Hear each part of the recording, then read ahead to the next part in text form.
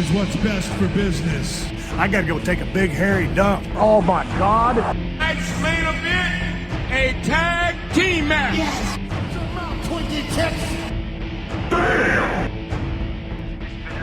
Hello everyone and welcome to the Let's Talk Wrestling podcast, the wrestling podcast where every week we review every segment of Raw, give you the wrestling news and give you either a superstar spotlight or the topic of the week. My name is Turbo Tony and I am joined by my co-host, the articulate, brilliantly minded, fantastically looking internet sensation, Matt Marsander. Oh, you make me well up. Yeah. Do you like that? Yeah. Oh, I love that. Yeah. That's good. When I say internet sensation, I don't mean you're popular on the internet. I mean that you're actually a ghost of the internet. So, yeah. You know, just to elaborate that, you know. Yeah. So, how are you feeling there today? How are you feeling there today, mate? Very well today. Yes. We haven't actually spoken that much this week. No, it's been odd actually. Yeah, exactly. Yeah. Which means that we have plenty to talk about Raw. If you haven't caught what we've done on Let's Talk Wrestling before on the podcast, what we normally do, if we haven't actually spoken, our little plan of how we build up this show each week is that I normally catch Raw pretty much the night after it comes out, and I make all my notes then, and then Matt watches it the day of the podcast. That way we've got like a fresh and old perspective on it. Unfortunately, we both watched it today, so Yeah. we're fresh at least. Yeah, so we apologise if there's anything that is that, you know, sometimes it's good to have someone that who's been able to sit on what's happened on Raw over a couple of days, and that way they can muse over it a bit better and get their plans sort of in place. But we don't have that luxury this week. But we will be back to usual next week, and therefore they're out. So this week there was not really any wrestling news. So Don't say no. that is the wrestling news of the week. Hey. That's the quickest we ever done it. Now, there was a few other small stories, but nothing really that I feel like wasting your guys' time with. You know, a few little bits and bobs. Nothing like CM Punk left the company, or you know, they've signed this guy, or you know, this guy's thinking of leaving. There was nothing really in it like that. Yeah, you're quite right. There's nothing really that's caught our attention and made us want to talk in advance of the podcast in great depth. So not much from wrestling news this week. If there's anything of the wrestling news of minor stories that we're not covering here on the podcast, just leave us a comment or a message. We'll be happy to debate that on the next episode. And hopefully there'll be a bit more news. I know with Wrestlemania coming around, the things in terms of wrestling news outside WWE, things get a little bit lax because it's all about the show, building up to the show, and not much really goes wayward or anything like that. But you know, hopefully we'll have a few stories next week. Hopefully not sad ones of another wrestler dying or anything like that, because we seem to be covering lots of wrestling deaths since we started the Let's Talk Wrestling podcast. It's getting a bit morbid. It is a little bit, yeah. But so what we'll do, we'll go in straight into the Raw review this week. Raw this week emanated from Chicago. This is the show that we covered last week. Probably one of the most vocal cities the WWE visit. Yeah. I mean, even without this whole hijacking business, which we'll talk about during the podcast. Chicago's normally one of them more rowdier crowds that they get a good response from, so you can expect them to be quite vocal, and especially with the whole CM Punk business going on, they were very vocal. They didn't actually really hijack the show. I wouldn't say so, no. So if that was their, you know, I think WWE actually booked the show quite well to deal with that. To try and prevent it. Yeah. Like, I think you can sort of pretty much summarise, like, what's tonight going to be? Tonight is going to be Spot Night. And it's going to be about, you know, WWE have done good over the last couple of weeks of changing their show to kind of bend to the way that the crowd are reacting. They at least are thinking quickly on their feet, so you have to give them props for that. And they did that on this show. They opened up. There was a lot of moments in this show, and this was one of them where it was a little bit of a middle finger to all those who planned to hijack the show. They started off with CM Punk's music, which got a monster response. The fans went crazy. They should have seen this coming, though. CM Punk. Then suddenly just out comes Heyman. Yeah, it's like, loved it. Yeah, exactly. Yeah, you knew it was coming. You know, we knew. It was coming. Definitely. There were stories before we go into Heyman's promo, which was like a wizard spell. It was so brilliant. Basically, no, you say that. It's like we had a Heyman promo, Yeah. and we love Heyman promos. We do, and he was especially good on this show. But before we go into that, there was actually a news article circulate. You can call this wrestling news if you like, but it goes into this, so I thought I'd add it here. That Dave Meltzer, if you don't know the name, he's actually quite a well-respected and trusted source of backstage wrestling news and wrestling journalism. He actually did an article, or I think he just stated somewhere that he heard from a very reliable source that CM Punk was set to return at this show and be back for WrestleMania. Yeah. He was wrong. So, yeah, That's a lot of people... And he openly admitted, it's like, from the source that I had, they seemed to be certain that he'd be there. Yeah.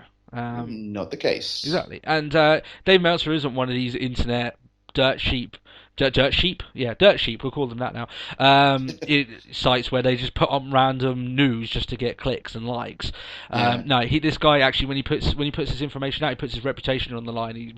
His rep took a little bit of a hit with this. So, definitely. So a lot of people were thinking, well, he's going to be back. He was not back on this show. Meltzer said so. Yeah. CM Punk was nowhere to be seen. He did not have a big climax at the end of the show. He didn't come out and give the fans what they wanted. He was at home, where he has been for the last month or so. So, if you guys want to chant CM Punk loudly in the arena, why don't you go to his house and chant it there? I'm sure. That's it, just stand in the streets. Yeah. I actually think that a fellow podcaster said it best. The Solomon Monster sounds off. He said, "Why don't you go chant to his house and see if he comes back there? And he'll probably tell you to fuck off." And I agree with him. I think CM Punk will give him the finger and tell him fuck off. So I think that was eloquently spoken. But anyway. See, Heyman came out for the start of this show. He pointed his finger of blame to the fans for CM Punk leaving. He was actually quite pro CM Punk here, which makes a difference to how their whole last year. It was an awesome promo. It was. There's no real denying that was just gold. It was. Every word. I mean, he had them believing that Paul Heyman was on their side, that he was against the establishment. For the entire time, I really wish I could be watching CM Punk, but you know what? He's not here, and you know what? Who's to blame? You lot. Yeah, and he did. It's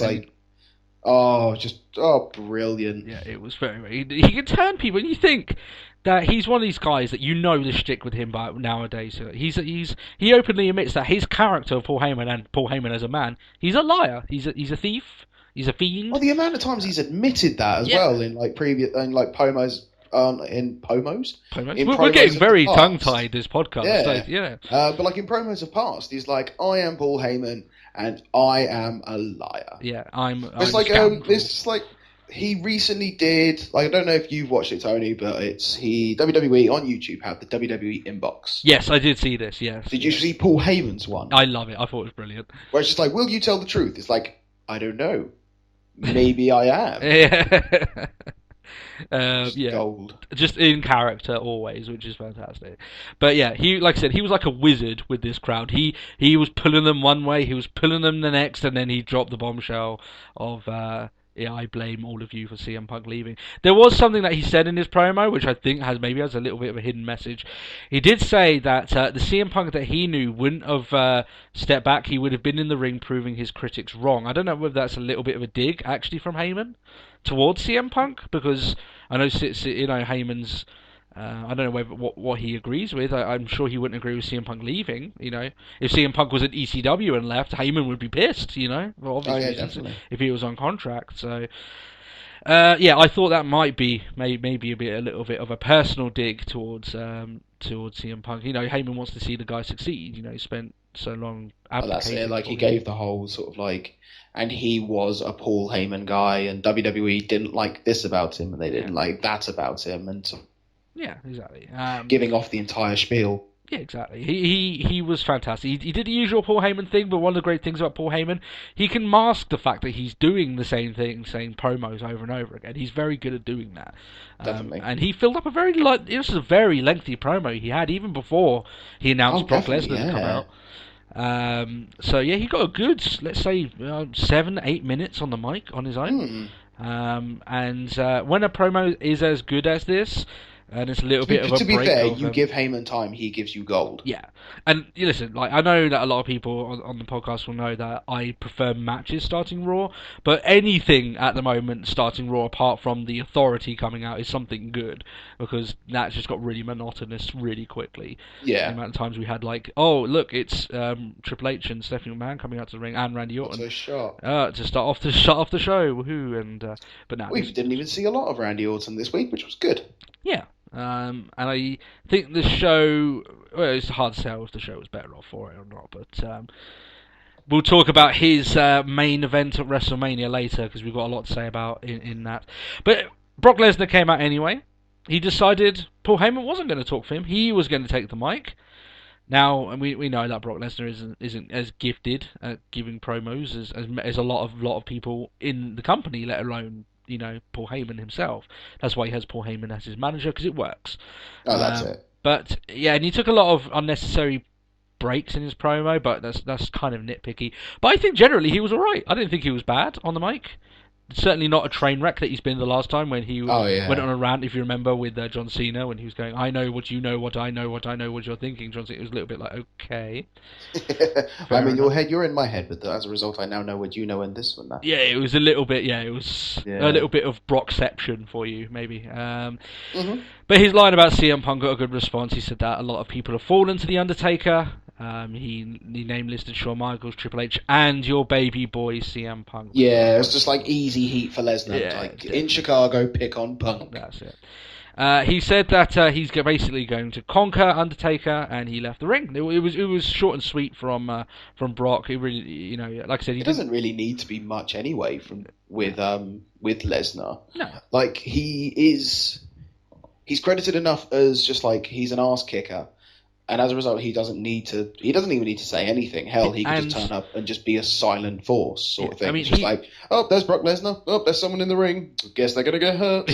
And he's over as that ass kicker as well. And WWE doesn't have many of those characters in their roster, so all the better for that. When he leaves the ring, Mark Henry comes out. Yeah. You would think that this guy would have learned. Yeah. And there's going to be a star section of the Hall of Pain for Henry himself at this rate, with Brock Lesnar, the guy to open the exhibit. He gets basically annihilated again by Brock Lesnar. I think this is the third time now, maybe, I think. But yeah, he gets F5'd through the table after an altercation. 20 minutes in and the table's down. Yeah. Be a record. Yeah, the Spanish announce table was... It did not fare too long in this show. So in terms of this whole segment, I mean, apart from the whole Henry bit, which was just a little bit silly, just to see this guy get trounced every single time he gets in the ring. It's like, oh, he's hit, oh, he's hurt. Yeah. Oh. So yeah, it's almost as if like, what's the point now at Mark Henry coming to the ring? Maybe he's taking too many bumps to the head. He just keeps thinking he has to keep going out there against Lesnar because maybe that's the first time he's ever done it. That's what he's thinking. Yeah. He's also sort of just like, I need to go into the ring. No, not now. But I'll go ring. And it's like, no, Mark, stop. Mark, go ring now. No, Mark. That's it, yeah. And he just runs out there anyway and gets destroyed. It's hurt. Yeah. Maybe that could be his new gimmick. He just runs out and gets destroyed by Brock Lesnar every week. Brain Dead Henry. That's it, yeah. I'm sure with that performance he did when he fake retired, he can do a gimmick like that. Sure, it'd be easy. Probably. The match to start the show: New Age Outlaws against the Usos for the tag team championships. When I saw that this was for the tag team championships, I was angry. Well, yeah, I was a little bit sort of, if you're going to have the payoff, surely you would have done this at Elimination Chamber. The only thing that you could have done better for that was to make it that they won it at WrestleMania.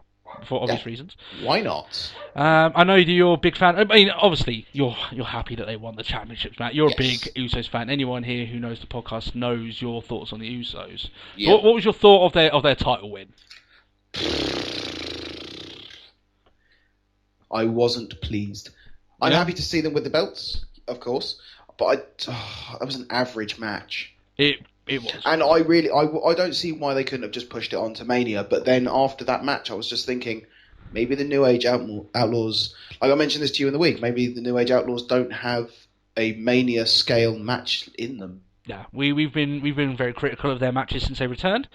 Mm-hmm. you can do 1 or 2 matches with these guys, which they had at the start, and we were happy to see them back for it to be a gimmicky thing. But they haven't performed well over the last couple of weeks. Particularly, and the fact that they're rematching on main event. Oh, great! Yeah, that's it. Yeah. Guess who's keeping the belts? I would argue that even a title change on the pre-show for the Usos at WrestleMania would have meant more than it being on Raw. Yeah. That's my opinion, just because they're pushing the pre-show so much, and this is the first one to go on the network, so you are going to have a lot of people watching that match. It's not the likes of before. Well, it's now meant to be. It's live on the network as well, rather than. Yeah, exactly. So like you don't just catch it on YouTube and stuff, and then it's done, sort of thing. But yeah, if you look at some of the matches that they think they're going to put on WrestleMania, what it looks like they're going to do, it looks like their card is going to be pretty stacked.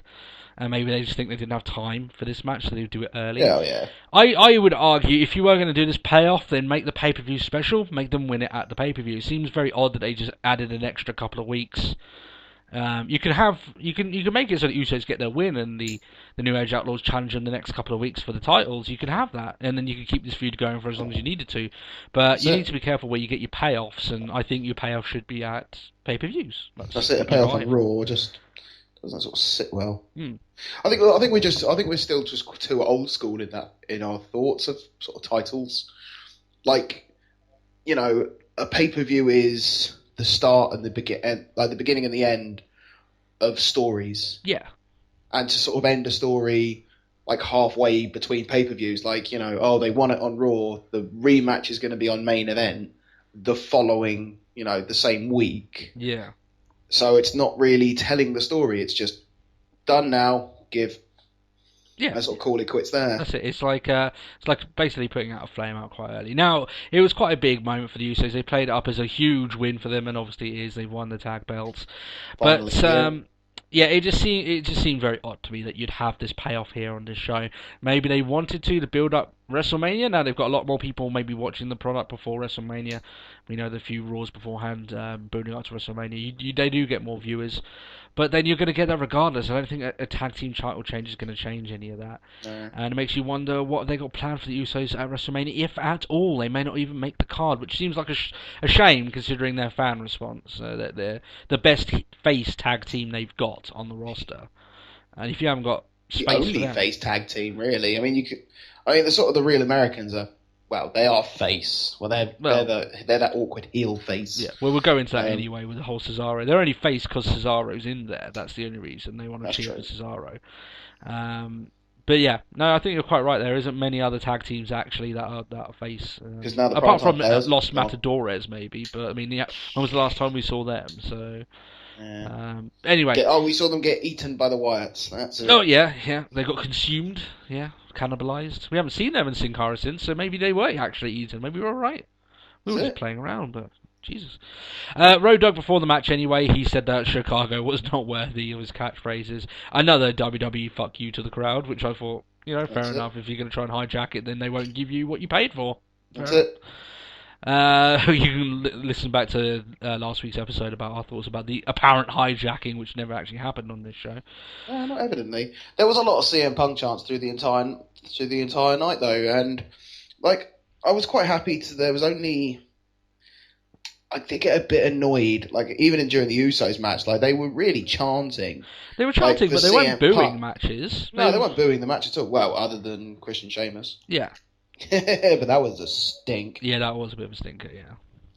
But, they didn't. It's not as if they chanted what they wanted to. They didn't hijack it any worse than the Raw after Mania was kind of hijacked by the fans. They were just chanting whatever they wanted to. Yeah.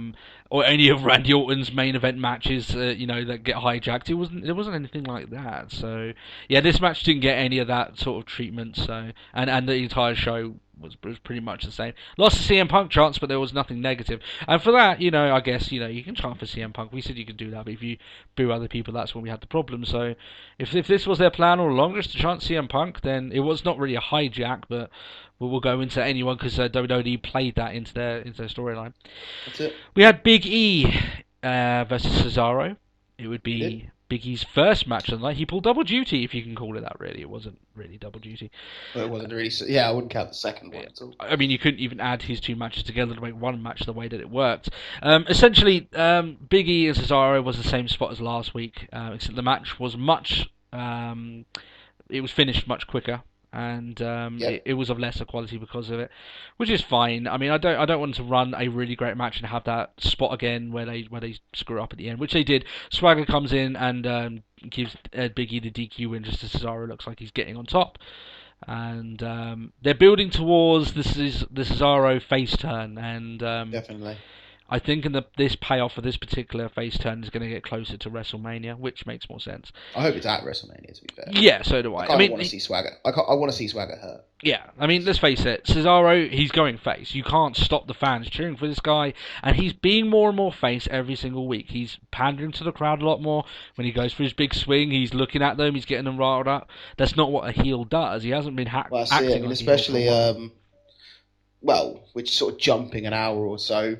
But when he has Swagger up for the Cesaro swing. Yeah. And Ziggler saying no, but Cesaro's doing the whole sort of looking out to the crowd almost in a should I? Yeah.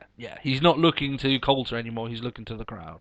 Yeah. We might as well talk about that now because I think otherwise, there's no much point. Big E in his second match of the night, basically he went against Jack Swagger, and before the match could even start, the bell rang and then pulled the neutralizer out. The neutralizer, yeah. And then obviously Swagger's incensed, he's angry, which is quite ironic considering Cesaro's had it happen twice to him before. Cesaro goes for the giant swing, but Coulter stops him. They kind of calms them both down, forces them to hug it out. And they do so, but Cesaro just doesn't look like he wants to be part of the group, and I wouldn't expect the Real Americans to be around for that much longer in their current form. I could still see Coulter and maybe Swagger being together for a little bit longer, but yeah, I can see Cesaro now breaking off back into singles action as a big face, and I think Definitely. That's the way to go with him. You can even have it that he's seen the light and he wants to be the American they want him to be, which is quite ironic because he's from Switzerland. Well, yeah. Next on the show, anyway, after that first Big E and Cesaro match, we had the Shield Wyatt 2, the rematch of the year. It was dubbed. Now, first of all, this match wasn't as good as the first one, nor would you expect it to be. I think I put it best in my. Hello. In my notes, I was like, "This match is awesome. Not chamber awesome, but awesome." Yeah, I really enjoyed this match. Yeah, it was an enjoyable match. But as you would expect, you pay for pay-per-view, you get the better match. That's the way it works. On free TV, you don't get a match as good. Maybe that was a taster for people to go, okay, yeah, I'll go check out Elimination Chamber and see what they did first off. If you like this match and you didn't see their first one, go watch it now. It is better. It's much, much better. By far. Now, not to say that this was a bad match, it wasn't. This match was made, however, to tell a story, and that being that Seth Rollins finally blew it. Had enough. Yeah, he blew. Well, I wouldn't like to say he blew a gasket. He had enough. He was about to get tagged in by Dean Ambrose, and then he pulled his hand away, walked away from the ring, and he basically said that I've had enough of being the glue that keeps the Shield together. This builds towards their inevitable, what I believe will be triple threat match at WrestleMania. I think it makes sense to have these guys face each other at WrestleMania. And if I had to pick a winner of that match, it would be Seth Rollins. Now, it's not because he's the biggest star in the group. I firmly believe Roman Reigns is their next big babyface star of the company. I think there's a lot of money to be made in that man. But I think that having Seth Rollins it would aid Seth Rollins getting into singles to get the win. Yeah, Ambrose and Reigns, they don't need that win. Rollins, however, does, and he's been performing very well as of late. So you have to give him props. The opening of the match, he was on form. Yeah, and same with the original match these guys had. He was probably the standout competitor in that. Bray Wyatt gets the victory anyway. The numbers game, gets up on Ambrose and Reigns, and Bray Wyatt gets the victory after a Sister Abigail. Mm-hmm. He will move on now to continue his feud with John Cena. There was a segment later on. Now, the only thing I'd say, actually, with these rivalries, with the Shield one and the Wyatt's rivalry with John Cena, there isn't that many weeks up to WrestleMania. They haven't got much of the card set down, which is very odd. Normally, they would get most of the cards set down by now. You sort of see it coming into fruition about now, yeah. Yeah. Well, we had the little video thing saying, oh, it's only so many, we're 30 days away, 34, yeah, something like that, and it's like that's quite a short time to have. At the moment, there's no definite. This is Mania. Yeah, when the only match that's been put in stone is the main event. So, obviously there's going to be the Undertaker match. Undertaker and Brock Lesnar match, yeah. So they're obviously the two main ones. But the majority of the card is a lot of a lot of limbo with these guys. I mean, they technically what they could end up doing with the Shield is something completely different. You know, they might not have a triple threat match. I do believe they will, but we don't know that yet. We haven't got any build up. We can't. These feuds haven't even been set in stone for them to properly feud yet. So that seems a bit odd. But that seems to be a tale of many of the feuds going to WrestleMania. They do have a bit more time than they usually do for their pay-per-views to get it sorted out. But I would expect next week a lot of these matches to be set in stone because there's not much time left before the show goes. And if they really want to get pay-per-view sales, then adding those matches on and building them up before the show starts, then they need to do that soon. Otherwise, I'm running out of time. We had a backstage segment with what is now a completely 100% bona fide heel Dave Bautista. Yes. He's heel now, and he had a segment on SmackDown last week, which really went into his new heel persona. He's going sort of for a...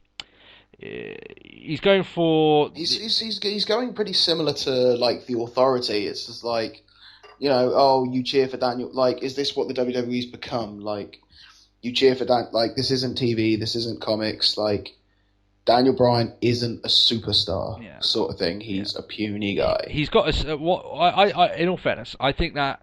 But superior complex Batista is actually something that he could do better than being a face. They had to change his character because of how the fans responded, and with the heat that he's got and the people booing him, why not go for it? He could be one of your biggest heels if he keeps it up. So, definitely, they go for it. The only thing is that does beg the question: just what the hell are they going to do with that WrestleMania main event now? To a double. I was just thinking actually, like right at the beginning of the night, they were like, "Oh yeah, we're gonna get Daniel Bryan versus Batista." For the first time ever. King, naughty. He wrestled before. Yeah. But anyway. Yeah. So, Batista said he was, in this promo he said that he was surprised to see what passes for a standard of wrestling these days. This goes into what he said on Twitter, actually, so, fair enough. That's it. He said guys like Daniel Bryan will never be like guys like Dave Batista. Yes, and I think I'm sure that's quite right. Actually, I have to agree with Batista because Batista wishes he could wrestle the quality of Daniel Bryan. So Batista wishes he could go at the pace of Daniel Bryan. Exactly. That's another story. No, I'm only joking, obviously. Well, I'm not joking. Daniel Bryan is a much better wrestler, but in all seriousness, different wrestling. Yeah. A superior complex Batista. He thinks he's better than the current crop of wrestlers, and he wants to prove that sort of thing. I think that will do better than what he was doing before. That's all I have to say. And it's something WWE can use to their advantage. They can use that in a lot of storylines. They can use all these boos that he got, and suddenly what is a headache for them is actually something positive for them. That's the glory of booking. Sometimes you can do that. Just change it on a whim. Yeah, exactly. We had the next match, which was a mixed gender. Yeah, it was. Fandango, Summer Rae, Emma, and Santino. Yep. While I quite liked the actual comedic start to this match, Emma and Santino. With a sort of high five, that's a tag. Yeah. Oh, high five, that's a tag as well. Yeah. And you can see it got old. It got old very quickly, though. It kind of went on a few tags too much, sort of thing. Yeah. This match showed a little bit more of Emma's sort of quirkiness, her clumsiness, more about her entrance more than anything. That she does that thing where she almost gets through the ropes, but it looks off and sort of thing.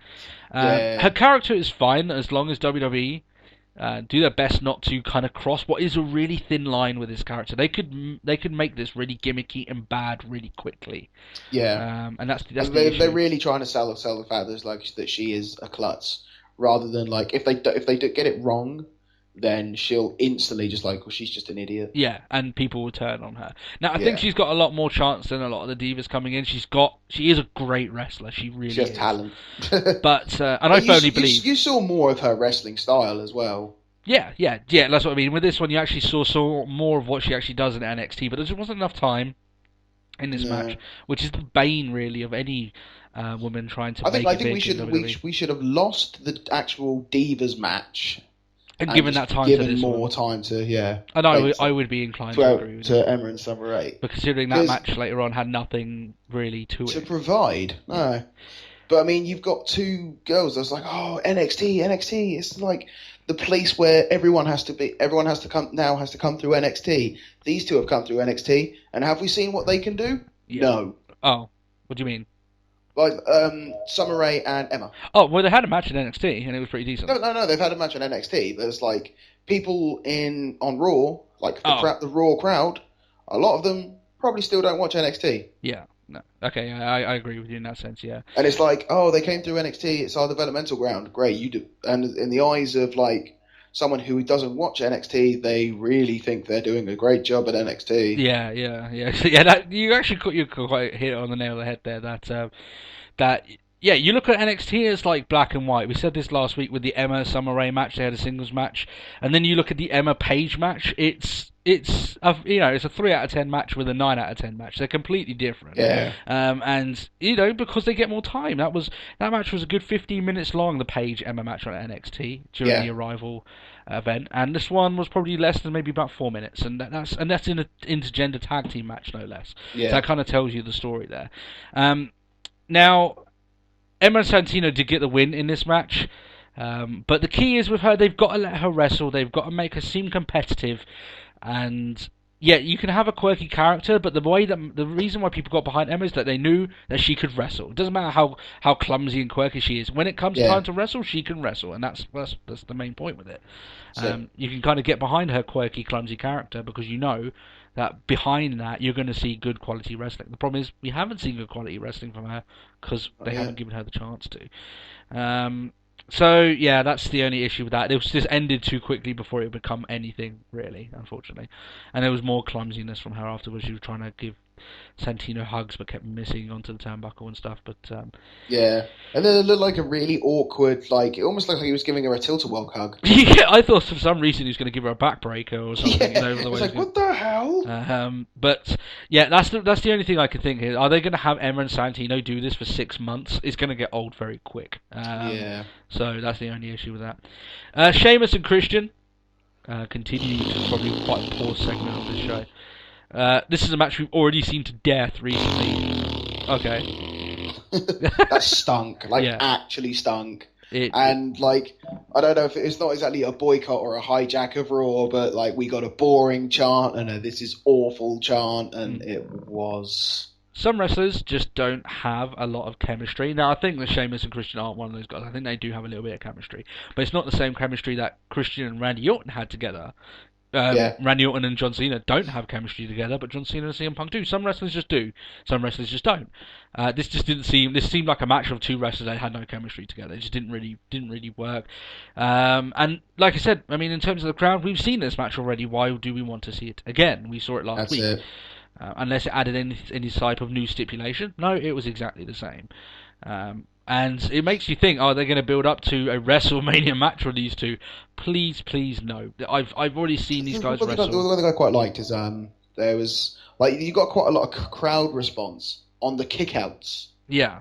I think that might have been because they were booing the fact that the match wasn't over. Yeah, possibly, yeah. It's like, 1, 2, boo, we wanted 3, go away, we're done. We wanted to get to the next match, yeah, which unfortunately for them was the Bellas and Foxana, so... but yeah, no, I agree with you. This match wasn't exciting, and like I said, we've seen this. And it's not as if the first match broke any huge ground. It wasn't like Shield versus Wyatt. We didn't want this rematch, so why did you give it to us, sort of thing? And unfortunately, with the backstage segment later on, we may get it again. Yeah, that's exactly it. This wasn't the blow-off to their feud. It's going to continue, which, like I said, makes me worry that they're going to, for some reason, give these two guys time against each other at WrestleMania. It boggles my mind. It really does. If they have a match against each other, I don't know why you would do that. No one wants to see Sheamus against Christian, and it makes you feel bad because, I mean, Sheamus. They had nothing to do with Sheamus when he got injured, and now he's come back from injury. It looks like they've got nothing really they want to do with him again. They've stuck him with Christian, a guy that they had nothing to do with. It looks like they're just pairing these guys up because they have nothing to do with each other. Yeah. Which, if I was Christian or Sheamus, Sheamus, it doesn't bode well for me really, because normally if they haven't got anything to do with you, it means they haven't got anything in the future planned for you also, which is bad. And that's it. Yeah. We had a as you said, after this match, Christian attacked Sheamus backstage, was, as you said, set up possibly a WrestleMania match, which I just don't know why. After this match anyway, we had the Bellas and Foxana. So there was a big bad section in the middle of this event, which WWE tend to do with their Raws. They'll have a really strong start and a really strong end, but the middle is just not packed out as well as for 3 hours. It looks like they're trying to fill time rather than fit things into that time, sort of thing. That's it. Rather than actually make use of it. That's it, yeah. Now, at least they tried to demonstrate a little bit of tag team wrestling here. There was a lot of tags between Alicia Fox and Xana, but really I don't like to beat the same drum over and over again. You know our thoughts on the Divas division. This is nothing else to make us change that idea. That's it. Do you know the one thing I thought was quite strange? For what is usually a very vocal Chicago crowd, just dead. Yeah, they were very, very dead. It was tumbleweed compared to what Chicago's capable of. And compared to how loud they were in the rest of the show. Yeah, like they were booing and all that lot, and they were doing this is awful chant for Christian and Sheamus. The Bellas got nothing. Yeah, absolutely nothing. And I think that's probably worse. Yeah. I mean, you look at Batista, right? If he had come out when he came back and got no response, that would be worse than him getting booed. Because no response is the absolute worst thing that you can get as an entertainer in WWE or a wrestler. It means they just don't care at all. Whether if they want to boo you, that's fine. You go heel. Then they like to boo you. But this isn't that. So, yeah, unfortunately. But, they've conditioned their fans to think that way. We've gone over this time and time again. They've made their fans think this way. They've made their own bed, and unfortunately, when they do these matches, they're forced to sleep in it. So, The next promo, however, was a very lengthy and interesting one. It was a good one. Yeah. Daniel Bryan came out to a huge reception here in Chicago. He gets one everywhere he goes, but Chicago was rolled up. I think it's because Daniel Bryan's a fellow. I say a fellow underdog, but he's along the same lines. Like Chicago loves Punk because Punk's from Chicago, but Punk is also an underdog. Was never meant to make it. Indie wrestler, yeah. Indie wrestler, and Daniel Bryan is the exact as Punk. Yeah, their stories are very similar. Much in their technique in their style of wrestling as well. Yeah, so a lot of people are chanting, like Daniel Bryan said in his promo, they want change. Daniel Bryan is part of that that change.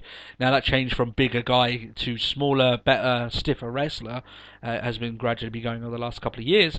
But yeah, they give Daniel Bryan a real big response here, which is good, because if they had chosen to boo at this moment for whatever reason, of course, I don't know why, but it would have really messed up his promo.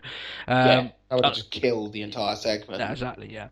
But Daniel Bryan said that himself and the fans were going to hijack Raw. I thought it was quite a nice nod. It just makes it seem like WWE was coming up with this, not the whole Twitter thing as well. So they used the whole hijacking thing to their advantage.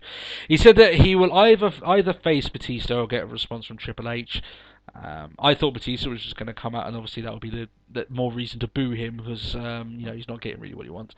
But Triple H and Stephanie came out anyway, and a huge ring of boos drowned out Stephanie McMahon. Crazy boos, yeah. As she was talking about inadequacy to Daniel Bryan, saying he just wasn't the mold, and that later on she would say that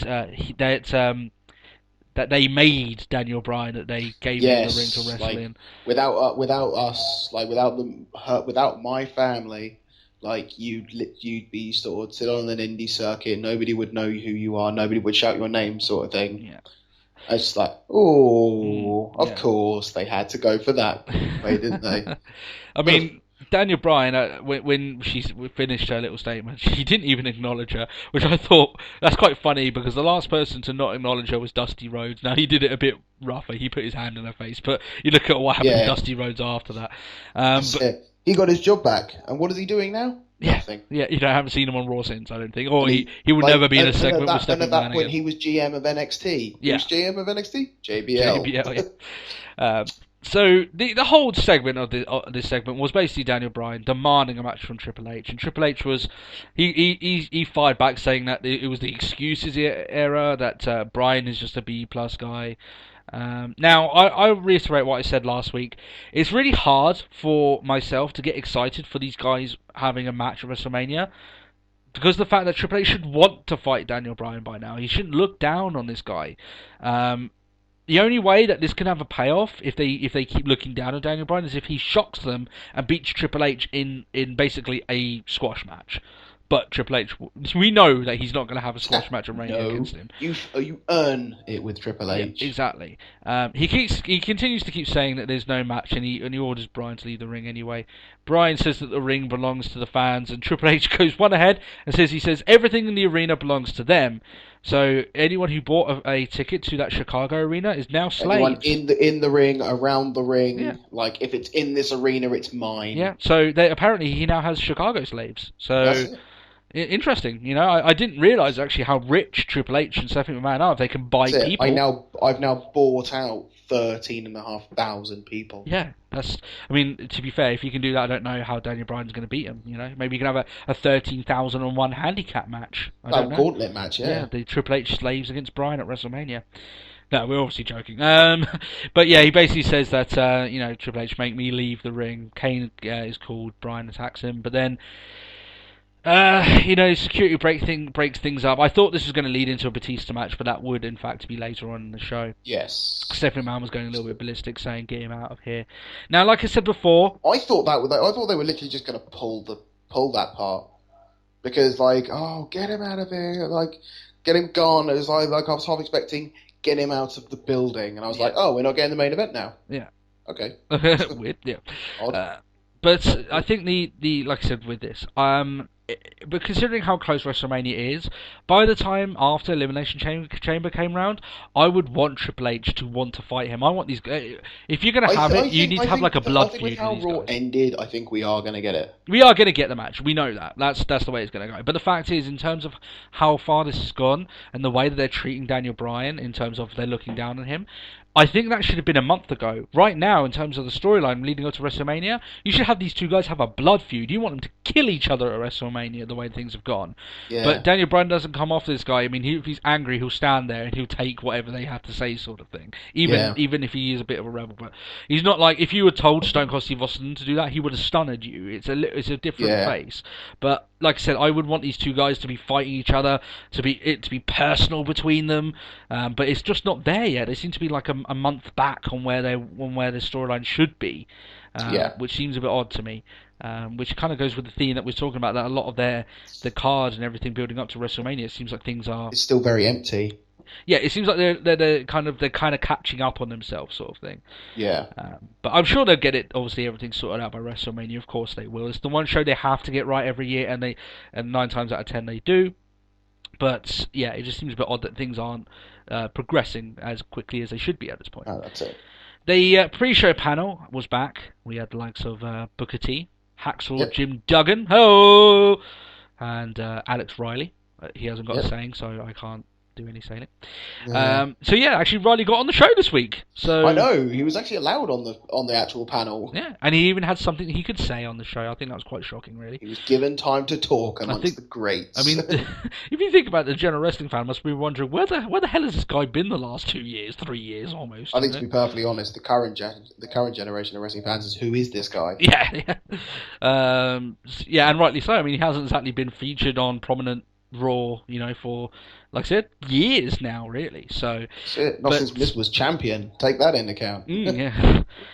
So I'm thinking the pre-show panel is going to end up like the weekly guest host, where they'll eventually just run out of people to put on it, and they might just have the same old gang on it. So like Alex Riley and Booker T are just their go-to guys. They might add another guy every now and then. But the whole pre-show thing, they're pushing a lot because of the network. And like I said, I do like it. I'd like it if they actually went more into the actual moves of the match and maybe evaluate a match, but obviously they can't do that live on a show, because then you've got a big block where the crowd aren't looking at anything. It would be a bit odd. Yeah. But that's the reason why these segments are short and sweet, because they can't be any other way. You have it too long, then the crowd are dead. So that's the way it goes. That's it. Just all the momentum of the crowd just gone. Yeah. Del Rio had a match against Dolph Ziggler. Ziggler actually was featured on television. He came out driven by Aaron Paul, who's the star of Need for Speed movie, and also he was in Breaking Bad. Yep. He came out in a Shelby Mustang, apparently. I'm not too keen on. It was a Mustang, yeah. Okay, you know your cars better than I do. This match it didn't really last very long. It really didn't showcase what these guys can do. We've seen better from these guys. I swear, wasn't he meant to be guest host? I'm guessing he was. I mean, this was his only interaction in the entire show. I mean, what can you really do with Aaron Paul? That's the only thing. He's not a huge star. In all respect to Aaron Paul, but I just don't understand why they're suddenly thinking guests. We need guests again, because like the guest hosts was a pretty interesting period. It wasn't until they kind of beat it to death. They were getting guys on there that weren't really interesting. That was like, who are you? I don't care. Yeah.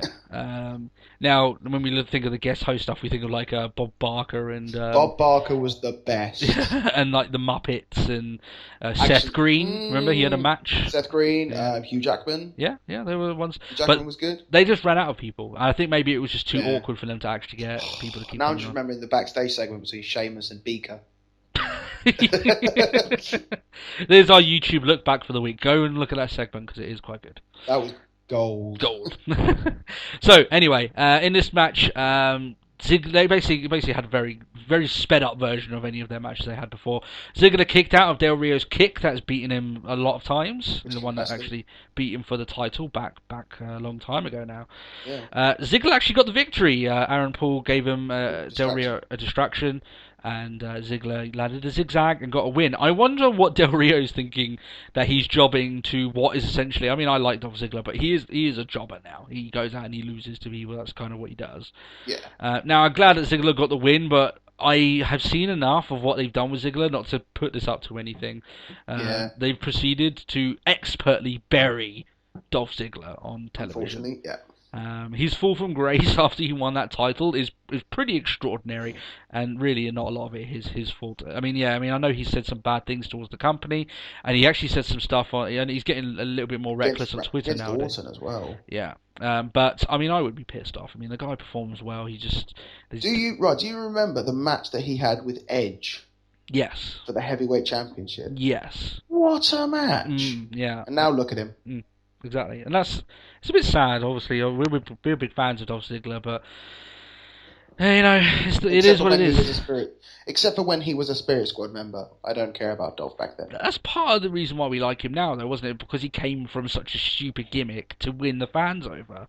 It took a lot of good wrestling to do that, but definitely, yeah. I think the guy paid his dues, but they obviously gone back into got no plans. Better than Kenny. Yeah, exactly. So, we got the new announcement of who would be inducted into this year's Hall of Fame. I don't know how many more. What a no-brainer. Yeah. I don't know how many more people they're going to induct, but it really is irrelevant now. The one guy who I really wanted to be inducted this year was... Oh, yeah! That's Sorry, it. Yeah. I had to do it. You did it expertly. That was really well. I'm quite proud of myself for that one. Yeah. Paul Bearer was announced as the next inductee into the Hall of Fame. Rest in peace, Paul. You're one of the greatest iconic managers of all time. Definitely. And one of the things that he said in this video package, which I think is quite poignant, a lot of people wouldn't agree, but I would, is that he really was responsible and helping Undertaker become one of the biggest names in professional wrestling. Yes. Especially in those early years. After, maybe the first 5-6 years, Undertaker, he was done by then. To set the character, The Undertaker, in stone. Exactly. Paul Bearer was the architect for that. Yeah, exactly. And get the mystique and become the mouthpiece for an unspeakable horror that The Undertaker became. All props to this guy. And you got to look at The Undertaker now. He is one of the biggest names in all of professional wrestling. He is right up there with Hulk Hogan. In my eyes, if you ask people who they know in wrestling, they'll say Hulk Hogan. Most of them will say Stone Cold Steve Austin, and you guarantee that they will say The Undertaker. Almost everyone knows who The Undertaker is. I'm not measuring up Paul Bearer's accomplishments to the same as Undertaker, but in terms of iconic managers, there's none at the moment around the WWE that could lace the boots of Paul Bearer in that category. No. Big respect to Paul Bearer, and he passed away quite recently, and he deserves this Hall of Fame induction. It was last year, wasn't it? About this time last year. I think so. Yeah. I don't think because Taker had like the rest in peace urn up the side of his. Oh yeah, and CM Punk, you did the urn thing. Yeah, it was meant to be Paul Bearer's ashes in those urns. Yeah, that's it. Yeah, I remember that, and a lot of people took that as bad taste. But especially when he dropped it. Yeah. I think it was too close. I'll tell you what, if Taker doesn't induct him, something's wrong. Well, I think I don't think Taker will induct him personally. No. Because I think Paul Bearer would have been one to want to keep the mystique and the mysteriousness of the Undertaker character. To have him induct him at the Hall of Fame, it may be one of his sons or something one of his family that inducts him in, or he may not get inducted like that at all. He might just have a video package. I'm not sure. We'll see. But we'll see how it goes there. I personally don't think Undertaker will induct him. That's my opinion. But okay, yeah. But we'll see how it goes there. Yeah. So the next match was the Big Hijack Swagger match. We've spoken about that already. Mm-hmm. John Cena then came out and spoke about the Wyatts. He was selling his injury, which is completely kayfabe. He's not injured at all. Mm-hmm. He's a dirty liar. No, it's kayfabe, of course. You're a phony. You're a big fat phony. He spoke a lot about his experiences in Chicago, and for one, I think the man is right. A lot of his most memorable matches... Chicago hates him. Yeah, but a lot of his memorable matches have been there. In my opinion, the best match that he's ever had was against CM Punk at Money in the Bank in Chicago. If you haven't seen that match, that is absolutely brilliant. That's actually the match where CM Punk kayfabe leaves the company with the belt, and it was really interesting. It was the month after the pipe bomb promo of CM Punk, and a lot of the best matches that Cena have had are actually ones that he's lost. Funny enough. Now he spouted off a lot of stuff. He said he's done WrestleManias in Chicago before, and funny enough, that's actually where CM Punk actually came out with the Tommy gun himself, which was quite ironic. So Bray Wyatt came out and he performed a wicked promo. He really did. Just more gold. Yeah. He basically said that in no uncertain terms that you go out, you beat the villain, and they cheer your name. What you're going to do when everything is taken away from you. It's like it compared him to, what was it, like a racehorse? Yeah. Like you run, you win. Yeah. But what happens when you stop winning? Yeah, that's it. It's like, you're out back, and I'm going to stop that. Me and Matt could try and explain his promo, but we can never put it as articulately as he does his promos. Like Bray Wyatt, like promo extraordinaire. Yeah, and you look at this guy when he's back as Husky Harris. Just the change, which I think is brilliant. See, why couldn't Heyman have stuck around with Punk for the extra year? Punk stayed with the company, and we could have had Punk Heyman versus Bray Wyatt in a promo battle. They don't even have to wrestle each other at that point. That's it. It's just literally like 15 the minutes. The pay-per-view match is just 15. Yeah, exactly. Yeah, it's just a back and forth promo. That's the actual pay-per-view match between these guys. Yeah, that would have been enjoyable. But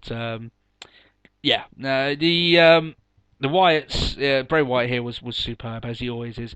If he actually comes out and does a poor promo, I'm genuinely going to be shocked at this point. It's like the opposite of what Bad News Barra does. I'm going to be shocked if he does a good promo. Oh, that's it. Yeah. So, they're obviously going to build up to a match with these guys. Cena is okay to wrestle. He could have wrestled that night if he wanted to. He's not injured.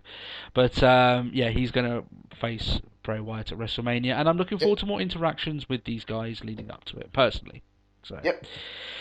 So, we're coming towards the end of the show. Anything that gives Bray Wyatt a mic, we're happy with. Yeah, exactly. Lana came out to introduce Alexander Rusev, and that was it. Oh, I was just like, yes, Rusev! Ah! Oh, it's the video package, but live. Yeah. So, she got in my notes is that she introduced Alexander Rusev, and that's it. Yeah, that's it. Yeah. You can't put anything more than that. If you've watched Raw the past couple of weeks, you'll have seen a video, and now you've seen it for real. Yeah, you basically see exactly what you saw, but instead he was on the Titantron. We can't really talk much about this because, for obvious reasons. But that's done. On to the next one. Yeah. Apart from the fact that my wife thought that Lana's hairstyle was really bonkers, so we'll go into that. Like the offside thing. Exactly. So, main event of the night was Bryan and Batista. Now, Randy Orton came out first. He watched this at ringside. Yep. Not even Daniel Bryan could make a Batista match fast-paced and exciting at the moment, which seems very, very wrong.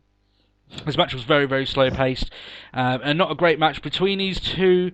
And if you can't have a great match with Daniel Bryan, then you've got issues at the moment. It's not going well for you.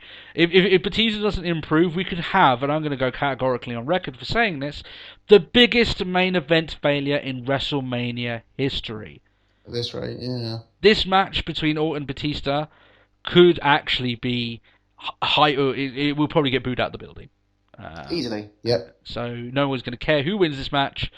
So I don't know what they've got planned. There was a lot of interaction towards the end of this match with Randy Orton, Batista, and Daniel Bryan, but it definitely looks like they're pushing for a Bryan Triple H match at this time. Yeah. And CM Punk isn't coming back to be entered into that match. So this is what we're getting. We're getting Orton and Batista, a double heel main event at WrestleMania. This is interesting for me, but for all the wrong reasons, in terms of I just think this match will get booed to shit. I think they might get booed out of the building, sort of thing.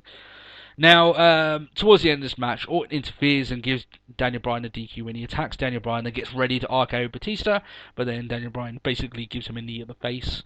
Bryan then attacks Kane on the apron, and he inadvertently damages Triple H. Then the altercation basically ends with Bryan getting leveled with a pedigree. And Raw ends with Triple H, Kane, and Stephanie standing over him, a crumpled heap of Daniel Bryan mess. At the end of this match, which seems to kind of say that obviously we know there's going to be a match between Daniel Bryan and Triple H, but it's kind of put fuel to the fire. Now, the match itself wasn't good, which, like I said, if you're Batista, does not look good on you, because Daniel Bryan's been having great matches with a lot of people. And he, in my opinion, him and Cesaro are the closest you're going to get to Bret Hart. Bret Hart being a guy that could have great matches with anyone in the company, doesn't matter who they were. So if Batista can't have a good match with Daniel Bryan, then I'm quite shocked for the guy. I'm not saying that Batista's a bad wrestler. Actually, he's not, but he hasn't come back in good enough form to really impress. His wrestle speed is too slow, and he doesn't come off like Brock Lesnar does in his matches as an absolute ass kick. He's on his back most of the time, gasping for breath. It doesn't look impressive. Or it's just like if he's on his feet, he's slow. Yeah. As well, and he's just sort of like, Yeah. Just like, just get you out the corner, just like, So get him an oxygen tank before he does his next clothesline. So yeah, I wasn't too impressed with the end of this match. It kind of sucked the life out of the crowd, which WWE have been doing a lot recently. Yeah. But in terms of the show as a whole, it was okay. It's a mid pay-per-view Raw. Even WrestleMania rules don't make any difference. This Raw isn't going to be as good as a lot of the other ones, but the in-ring quality was not up to par over the entire show here. The matches that could have been weren't, so that's all really you can say about it. It wasn't any standout match, apart from Shield and Wyatt's 2, but I think because we saw the original and it was good and it wasn't as good as the original, it doesn't stand out as much. So in terms of in-ring quality, we weren't as well pressed this week. We weren't as definitely not impressed. What was your overview of Raw? Any lingering thoughts? No, not particularly. I think we covered it quite extensively. Same old, yeah. So, if you've caught up with the podcast over the weeks, what we do to the end of all of our episodes, we either do our predictions for the pay-per-view that's going to come up, or we do a Superstar Spotlight, or our topic of the week. We alternate between what we're going to do, and for this week it's Superstar Spotlight. The last time we did Rey Mysterio, went through his entire career. This week we're going to go through a man who we talked about quite earlier on in the podcast, Triple H himself. And the reason why we want to bring this up, the reason why we do Superstar Spotlights, we talk about guys in the latter stage of their careers, and I would say that Triple H is in the latter stage of his career. He's a part-timer, and he's more involved in the backstage running of WWE than actual inside the ring, even though he has the odd match at Mania and everything like that. Nowadays, yeah. Yeah. Definitely. Now, when you look at who's in charge of the next generation of professional wrestling, Triple H is at the helm of it all. The Development Center, NXT, all of that is his vision of what WWE's future is. Now, a lot of people dislike him, and rightly so. A lot of people like him, and also rightly so. Definitely. So for a guy that's who has so much power at his fingertips, has such a coloured background, he's won an enormous amount of championships. We're talking about European championships, World Heavyweight Championships. His time with the World Heavyweight Championship is actually, I think, what people will more likely remember his in-ring time as. But WWE Championships, a lot of championships are to his name, and he had a lot. He was a big fan of Ric Flair. He tried to emulate Ric Flair. As a lot of wrestlers did and failed. I think he was one of them as well.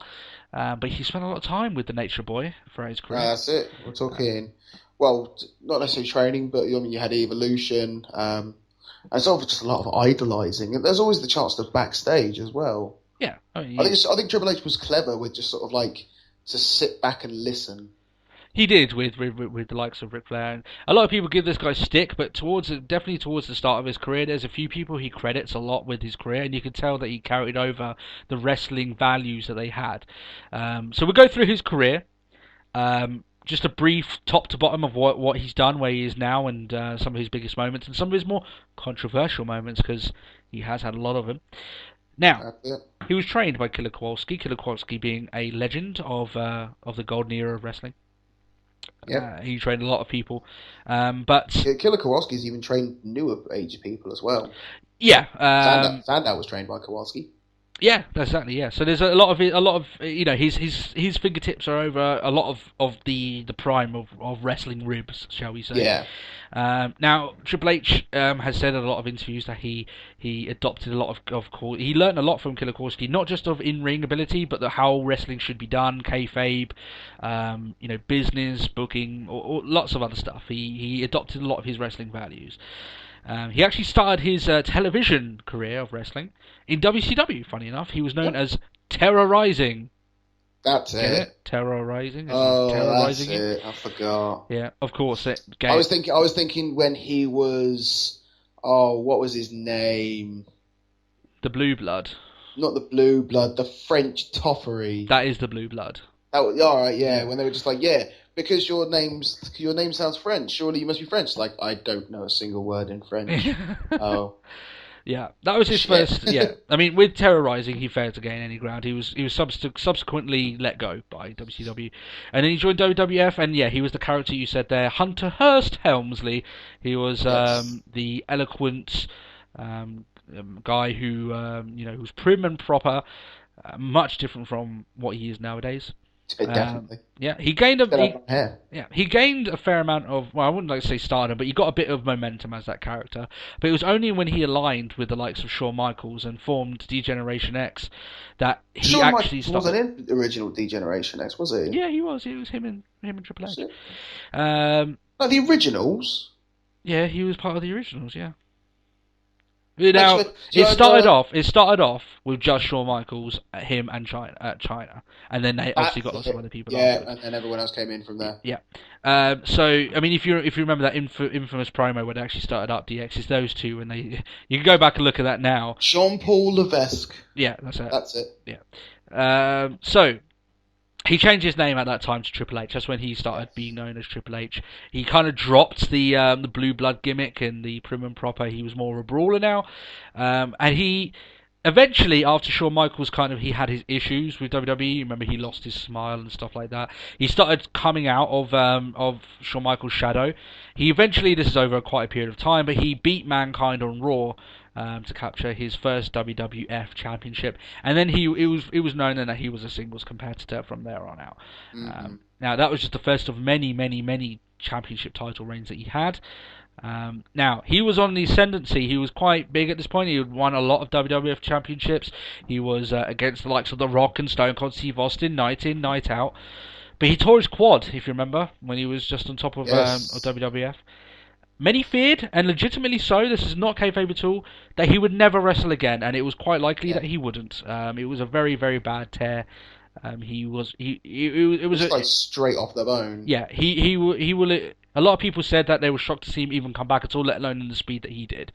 Now, I think he was out for maybe 8 to 10 months. That should have taken just his entire career, not just years off, but his entire career off. So kudos to him for coming back to that. When he came back though, he came back with fire. He came back as a face, and it propelled him enough to beat Chris Jericho at the main event of WrestleMania 18 for the Undisputed Championship.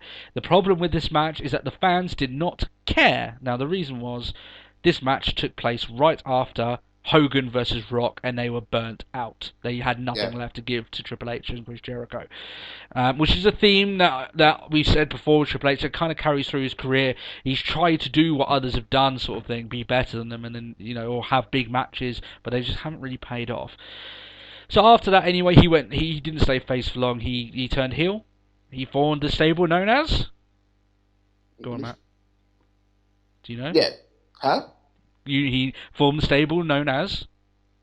Go on, Which you one know, Steve. it was the stable was Evolution. There you go. That's it. Yeah. He formed Evolution with the likes of Batista and Randy Orton back as new guys into the wrestling business, and especially Batista. He hadn't been around for that long, and Randy Orton was still very young at this time. Evolution set the tone of what we kind of are witnessing here today. Randy Orton in the ascendancy, Batista's come back. Many call Evolution, however, the Evolution years of Triple H, one of the darkest of Raw's history, as Triple H continued a stranglehold over the Heavyweight Championship. He basically was Heavyweight Champion pretty much throughout his entire run during Evolution was around, and there wasn't any faces that managed to get the better of them. It was only until Evolution kind of blew up from the inside that the group disbanded. Not even the return of the uber face Goldberg could keep Triple H out of the title picture for more than a single month.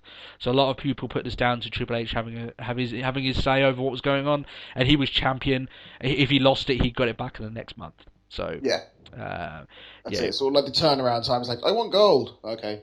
yeah, essentially, and he was involved want gold.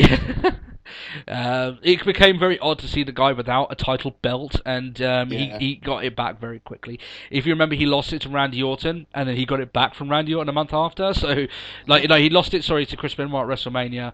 I think that was the longest he was without the heavyweight championship. He lost it to who? Stevie Richards at WrestleMania, and then Randy Orton beat him, and then he beat Randy Orton to get it back, and then he had it again. A lot of people put down the fact that this era wasn't as entertaining as it could have been, or the likes of Goldberg not wanting to sign again, because Triple H had such a stranglehold over the main belt.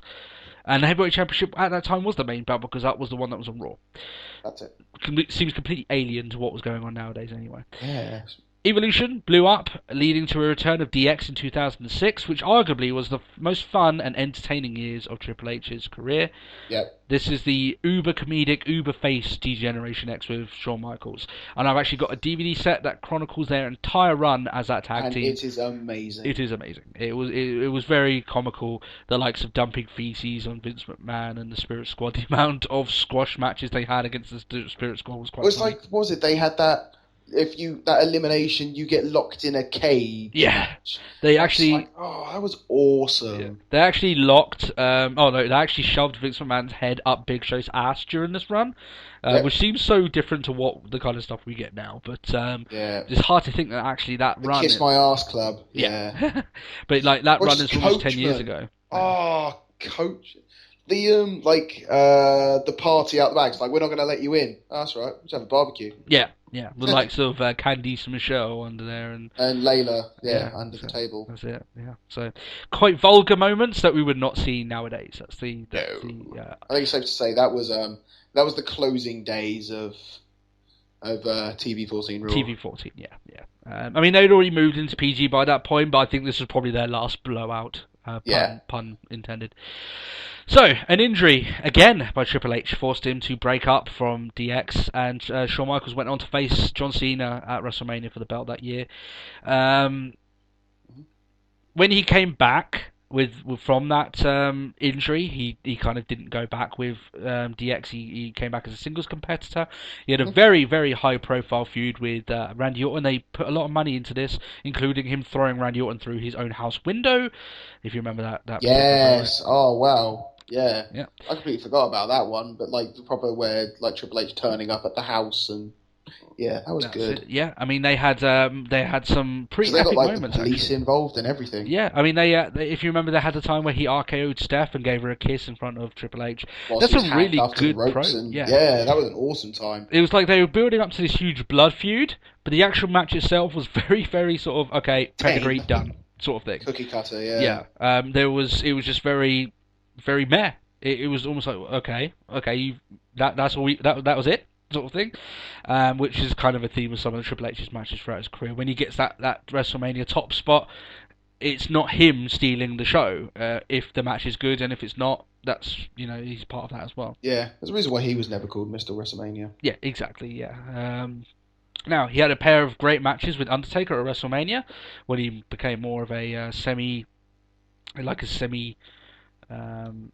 in-ring, out-of-ring, sort of personality. Yeah. And he now stands as the heir to the WWE throne alongside Stephanie McMahon. That's the kind of a short part of his career of what he's gone through. He's gone through a multitude of different eras. And he's been champion, like I said, a whole bunch of times. He's been atop a lot, but with Triple H, he's never the guy. I mean, as much as he thinks he is. Yeah, I mean, he's never the guy to put people in seats. He's actually the guy, funny enough, who people fight against. He's not the Shawn Michaels. He's never been that top guy in the company. He's not Stone Cold Steve Austin. He's not The Rock. Yeah. And there's been a lot of professional jealousy from Triple H that he's never been that guy. But in all fairness, now you look at him now, and he's basically got all the power at his fingertips. He's not done too bad for himself, really. Now, we'll talk about Stephanie McMahon. Many believe that he slept his way to the top of the company. Now, because he married the daughter of the company. This is before I think he got any of his championship title, WWE championship reigns. So legitimately, people are going to be a little bit like, okay, he slept his way to the top of the company. Now, myself, I'm not. Maybe he wouldn't have won the title as many times as he had, but I still think he would have been champion. I still think he would have been a top star without being with Steph. Personally, yeah, I think he was at that time good enough. He was the wrestler that needed at that time. That he had the image as well. There's no denying that. He had the image that that Vince gets hard over. Just he's the big built, he looks intimidating and all things like that. And Vince loves that. Yeah, he did. Yeah, and I still think like I said, we don't know how things would have changed, but I still think this guy would have been a top star. Even without his relationship with Steph. Yeah. Now, do I think that his relationship with Steph has helped him in the company? Of course it has. Definitely. No doubt. There is absolutely no doubt in my mind that he won a few more championships, and obviously he wouldn't be atop of the mountain now if he hadn't married Stephanie. Of course not. Yeah. But still, for people to say that he would have been, just a scrub, or he wouldn't have been around. He probably would have got fired, had to go to WCW or something. I still think this guy would have been a big thing. Personally. Yeah, easily. What about you? You're under the same sort of thing, are you? I'm under the same, yeah. Yeah, okay. I think it's just safe to say that that's the cold, hard truth about it. Yeah. You don't, especially considering Vince, you don't see him being the sort of person just to turn around and essentially just tell his little girl no. Yeah, yeah. And and okay, you get the whole sort of it's the best for business thing, but I don't think you'd get him in a high position, but you wouldn't get him in in sort of the COO spot. Yeah. Without Stephanie. Yeah, exactly, yeah. He wouldn't be calling the shots now if he hadn't been with Stephanie. But in terms of his in-ring career, yeah, I agree to some sentiment, but I still think he would have been a top star even without that, personally. Yeah. I mean, let's face it, he was still buddies with Shawn Michaels at that point, and Shawn Michaels had a lot of push and pull in that company at then, so even then he probably would have done alright. So, some of his more controversial moments, and he's got a lengthy career, and obviously with a lot of the stuff that's gone on, he does have a few controversial moments in his career. Early on in his career, before he was ever anything really big, he broke a wrestler called Marty Garner's neck in a botched pedigree. Mm-hmm. Garner thought that he was going for a double unhook suplex, so he jumped up and tried to get in the arch, you know what I mean, the upside down arch, and obviously Triple H went for the pedigree. He got dropped. Yeah, and he landed directly on his head and, broke his neck. Now, there was a lawsuit with WWE about this, and it was paid off. He won the court case, Garner. But, I mean, a lot of people give him stick for that botched pedigree, and, to some extent, yeah, maybe. But, right. Like JR says, wrestling ain't ballet. People are going to get hurt. Yeah. But, still, if you break your neck wrestling for a company, then you're due for compensation. That's the way it works. He faked. He did a faking sex scene with, trying to demonstrate a sexual deviant act with Katie Vick during a Kane storyline. A lot of people remember this for that he had sex with a doll on Raw, and because he was trying to annoy Kane about that whole storyline. I don't remember that. It's bonkers. It really is. It's so out of place and kind of out, because he's basically taunting Kane that he has sex with a dead woman. So okay, yeah. There we go. Yeah. And the infamous, probably what he's best known for in terms of controversy, he broke kayfabe at Madison Square Garden. This was after a big match. Shawn Michaels, Scott Hall, Kevin Nash, they all did it. Basically, Scott Hall, Kevin Nash were going to WCW, and after the match, the pair embraced. Were in storyline. These guys were having a blood feud. They wanted to kill each other. Yeah. It wouldn't make sense for them to do this, but they hugged a long time out in the ring. And Vince was absolutely furious. This landed him in a lot of hot water and actually stifled his early career leading up to this, after that particular event. And that actual moment where they did that was, back then we get a lot of breaking of kayfabe nowadays. It's just part of the technology era that we're in. But back then, kayfabe was very important, and breaking kayfabe was paramount to you shooting the company in the back, sort of thing. So Michaels, it didn't go too bad on him because he actually left the company shortly thereafter, after this particular incident. But obviously Hall and Nash are out of the company. Who did Vince have to kind of vent his frustrations on? Triple H, who was still with the company and on contract. So that he definitely got stifled a lot in his early career in terms of that. Now, a lot of people... So that's his most controversial moments anyway. You can go back and look at them on YouTube. I'm sure they're all there.